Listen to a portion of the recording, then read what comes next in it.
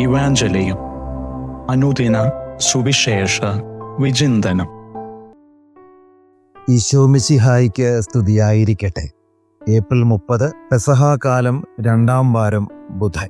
ക്രിസ്തുവിൽ എത്രയും സ്നേഹവും ബഹുമാനവുമുള്ളവരെ, ഇന്ന് നമ്മുടെ വിചിന്തനത്തിനായി തിരുസഭാ മാതാവ് നൽകുന്ന സുവിശേഷ ഭാഗം യോഹന്നാന്റെ സുവിശേഷം 3-ാം അധ്യായം 16 മുതൽ 21 വരെയുള്ള തിരുവചനങ്ങളാണ്. ഈശോയും നിക്കോദെമോസും തമ്മിലുള്ള കൂടിക്കാഴ്ചയുടെ ക്ലൈമാക്സ് ആണ് ഇന്നത്തെ സുവിശേഷം. സ്വന്തം ജീവിതം സുരക്ഷിതമാക്കുവാനും കരുപിടിപ്പിക്കുവാനും ഏതറ്റം വരെയും പോകുന്നവരാണ് നമ്മിലേറെയും. ആരെ കൊന്നിട്ടായാലും കൊള്ളയടിച്ചിട്ടായാലും കുഴപ്പമില്ല, എൻ്റെ ജീവിതം നന്നായിരിക്കണമെന്ന് ചിന്തിക്കുന്ന നെറികെട്ട ആദർശങ്ങൾ പ്രത്യയശാസ്ത്രങ്ങളായി മുറുകെ പിടിക്കുന്നവരെയും ഇന്ന് നമുക്ക് കാണാനാവും. അവരനു വേണ്ടി അല്പസമയം മാറ്റിവെക്കാനോ അടുത്തിരിക്കുന്നവരെ നോക്കി സ്നേഹത്തോടെ ഒന്ന് പുഞ്ചിരിക്കുവാനോ സമയമില്ലാത്ത വിധത്തിൽ നമ്മളെല്ലാവരും തിരക്കിലാണ്, ഓട്ടത്തിലാണ്. ഈ ഓട്ടം ഒന്ന് നിർത്തി ദൈവത്തിൻ്റെ സ്നേഹത്തെക്കുറിച്ച് നമുക്ക് അല്പനേരം സുവിശേഷത്തിൻ്റെ വെളിച്ചത്തിൽ ധ്യാനിക്കുവാൻ സമയവും മനസ്സും മാറ്റിവെക്കാം. സ്നേഹമുള്ളവരെ, പറഞ്ഞും കേട്ടും പഴകിപ്പോയ ഒരു തിരുവചനമാണ് യോഹന്നാൻ 3:16.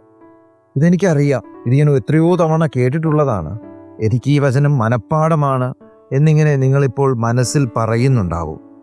നമുക്ക് ഏറെ സുപരിചിതമായ ഈ വചനത്തിൽ നിന്നുമാണ് ഇന്നത്തെ സുവിശേഷം ആരംഭിക്കുന്നത്. തൻ്റെ ഏകജാതനിൽ വിശ്വസിക്കുന്ന ഏവനും നശിച്ചു പോകാതെ നിത്യജീവൻ പ്രാപിക്കുന്നതിനു വേണ്ടി തൻ്റെ ഏകജാതനെ നൽകുവാൻ തക്കവിധം ദൈവം ലോകത്തെ അത്രമാത്രം സ്നേഹിച്ചു.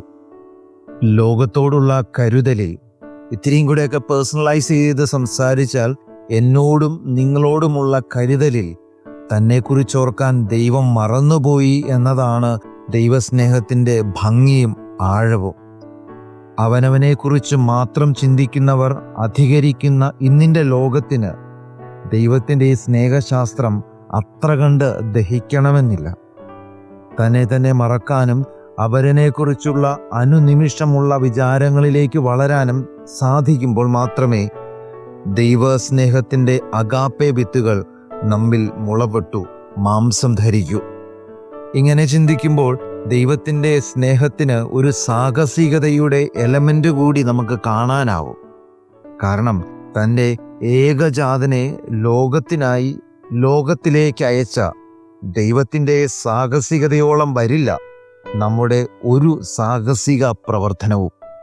അതുകൊണ്ട് ഇന്നത്തെ ദിനം ദൈവത്തിൻ്റെ സ്നേഹത്തെ കുറിച്ച് കൂടുതൽ ധ്യാനിക്കുവാനും നമ്മുടെയൊക്കെ സ്നേഹത്തിൻ്റെ അനുഭവങ്ങളെ വിലയിരുത്തുവാനും നമ്മോട് ആവശ്യപ്പെടുന്നുണ്ട്, നമ്മെ നിർബന്ധിക്കുന്നുണ്ട്.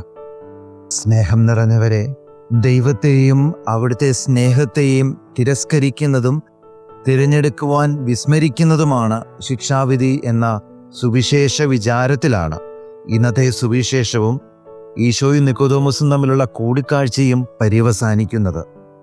സുവിശേഷത്തിൽ നാം ഇപ്രകാരം വായിക്കുന്നു: ഇതാണ് ശിക്ഷാവിധി, പ്രകാശം ലോകത്തിലേക്ക് വന്നിട്ടും മനുഷ്യർ പ്രകാശത്തേക്കാൾ അധികമായി അന്ധകാരത്തെ സ്നേഹിച്ചു.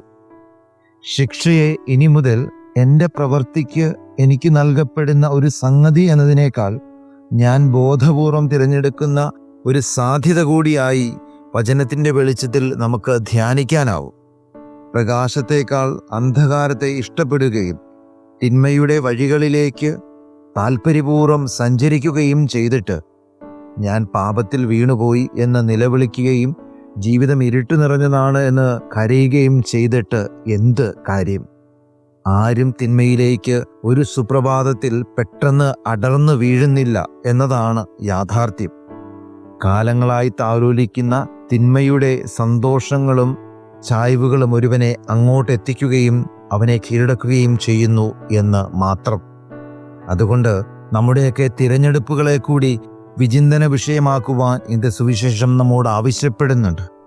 വീഴ്ചകൾ തിരിച്ചറിഞ്ഞ് അന്ധകാരത്തിൻ്റെ വഴികളും സന്തോഷങ്ങളും സുഖങ്ങളും പാടെ ഉപേക്ഷിച്ച് പ്രകാശത്തെ തിരഞ്ഞെടുക്കുവാൻ ഇന്ന് നമുക്ക് തീരുമാനമെടുക്കാം.